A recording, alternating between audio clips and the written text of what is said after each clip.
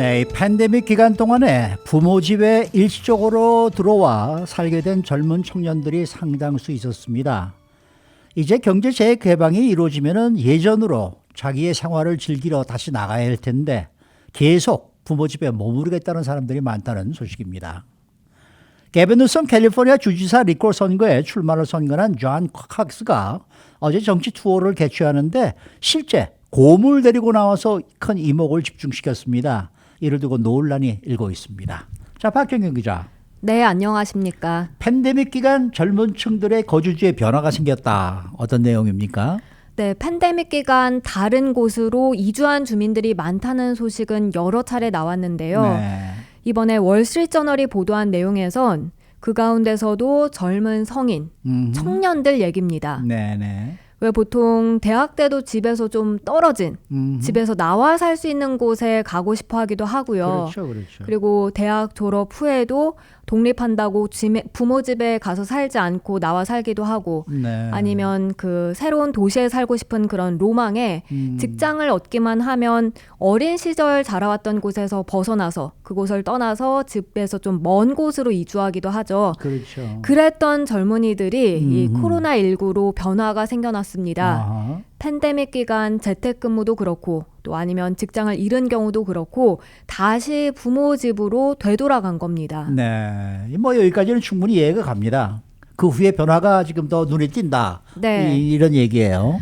네, 그러고 나서 사실 지금 경제 재개방이 차차 이뤄지고 있고 다시 원한다면 혼자 또 나아가서 살 살아야죠. 수 있는 여건이 충분히 네, 되는데요. 그럼에도 불구하고 그렇게 부모 집에 되돌아갔던 청년들은 다시 나오지 않고 그곳에 꾹 눌러앉은 모양새입니다. 아하. 굳이 다시 옮겨 나가지 않고 거기 머무르기로 마음먹고 그런 젊은 층들이 상당수에 달합니다. 근데 이 젊은이들이 왜 그런지 알아보기 전에 이 우선 팬데믹 기간에 부모 집으로 돌아간 젊은 청년들이 얼마나 많은지 혹시 자료가 있습니까?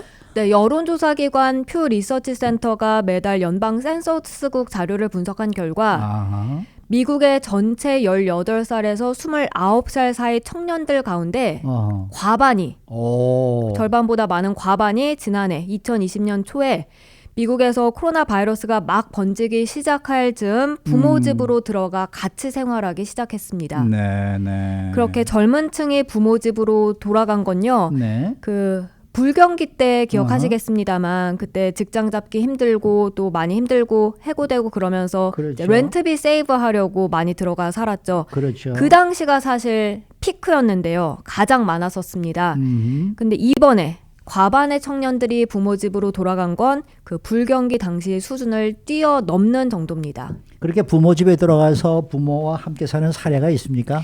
네, 월스트리트저널은 올해 25살 메건 라이너라는 여성의 사례를 소개했는데요. 네. 메건은 인디애나주 출신입니다. 인디애나폴리스가 고향인데 코로나 팬데믹이 시작될 당시엔 오레건주 포틀랜드에 작은 스튜디오 아파트에 렌트해서 혼자 살고 있었습니다. 네.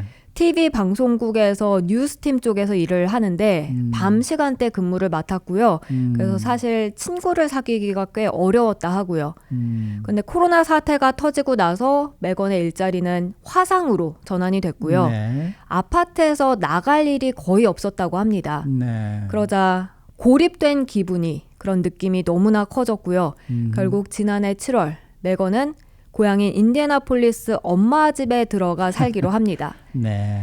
당시 이런 결정은 메건 자신에게 상당히 충격적이었다고 해요. 본인에게. 네네. 왜냐하면 대학 졸업 후에 하고 싶었던 게 다름 아닌 인디애나폴리스는 떠나자. 거기는 떠서 독립적인 생활을 하자는 것이었기 때문입니다. 네.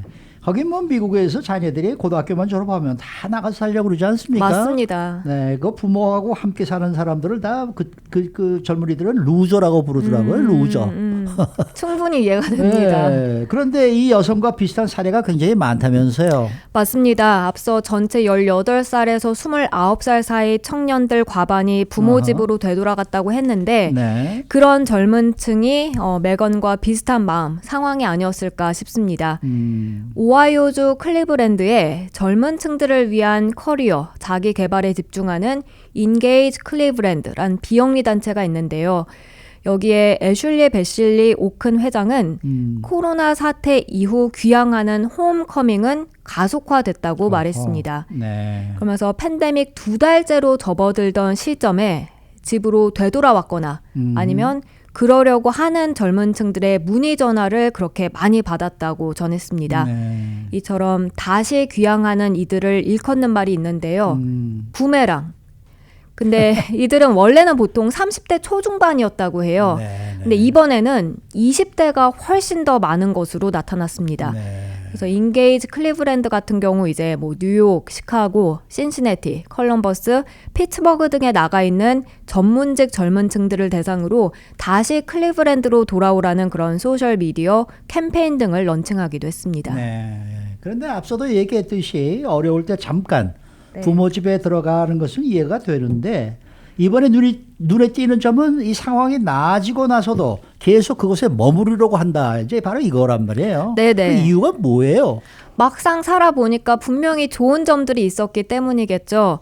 단순히 렌트비 아끼는 이유만은 아니었습니다. 아하. 앞서 소개해드린 이제 맥건이란 여성은 엄마 집에서는 나와서 다시 아파트를 렌트해 살긴 했는데요. 네. 엄마 집과 1마일도 채 안 떨어진 곳에 아파트를 얻었습니다. 그렇게 가족과 가까이 사는데 편안함을 느끼는 젊은 층들이 많은 것으로 보입니다. 네.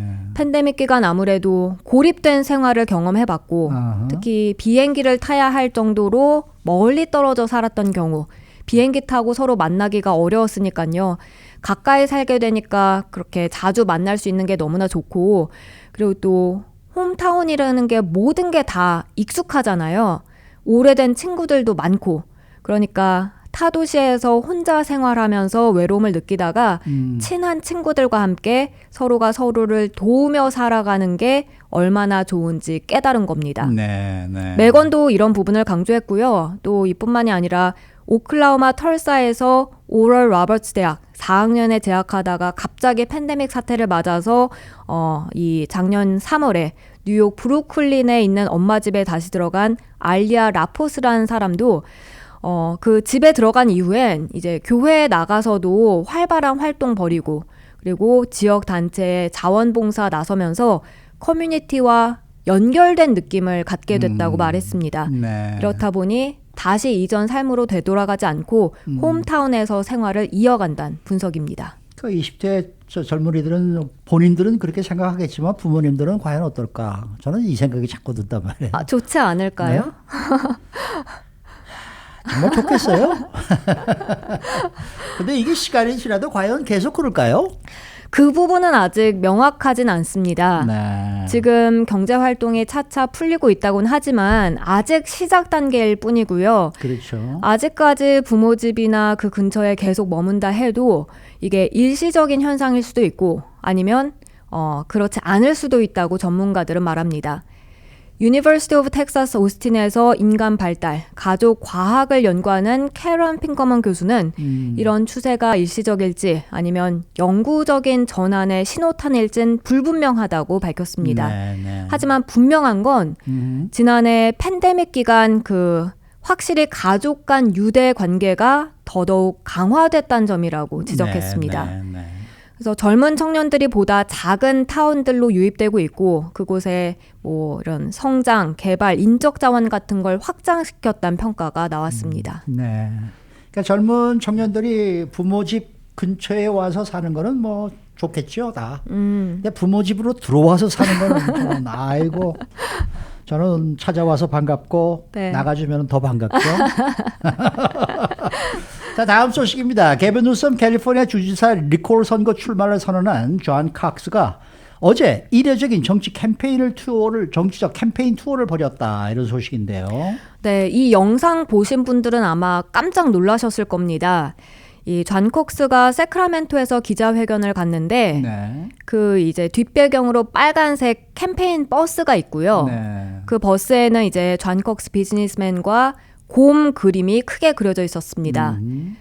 그림에 보면 존 콕스는 흰색 와이셔츠 입고 있고 곰은 갈색 곰이었는데요. 네. 근데 그 버스 앞에서 그림과 똑같이 흰색 와이셔츠 입은 존 콕스와 함께 그 주변을 곰 한 마리가 어슬렁어슬렁 돌아다닙니다. 네. 그래서 그러니까 존 콕스가 기자들에게 이제 자신의 입장 밝히는데 이 그림에 생긴 똑같은 곰 한 마리가 그 존 콕스 옆과 기자들 옆을 어슬렁어슬렁 돌아다니는 영상이 나왔습니다. 이게 무슨 상황이에요?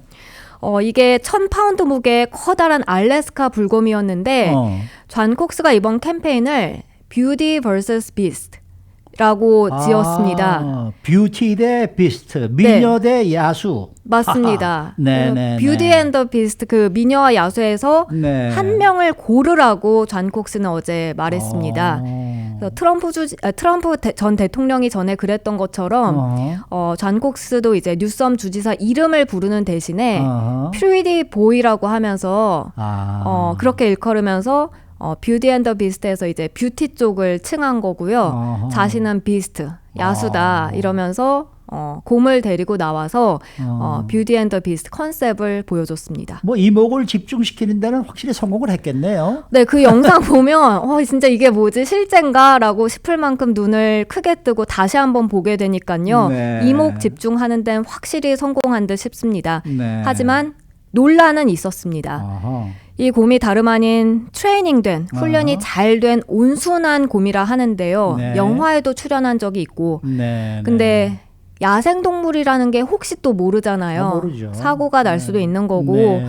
또 그게 아니더라도 그런 영상을 보게 되면 이제 사람들이 곰을 장난감은 아니더라도 애완동물처럼 좀 그렇죠, 그렇게 그렇죠. 생각하게 될 수도 네. 있기 때문에 너무했다라는 비판도 있었고 동물 보호 단체들은 당연히 비난의 목소리를 비난하겠죠. 높였습니다. 네, 지난번에 어딘가 뭐 서커스에서 그 트레인된 코끼리 2마리 중에 한 마리가 한 코끼리를 습격해가지고 막 내동댕이 치는 그런 장면들이 있었는데 그거 뭐 아무리 훈련됐다고 하더라도 야생동물은 야생동물이죠. 그러니까요. 사고는 조심해야죠. 어떻게 날지 모르니까요. 그럼요. 네, 수고 많으셨습니다. 네, 고맙습니다. 박현경 기자였습니다.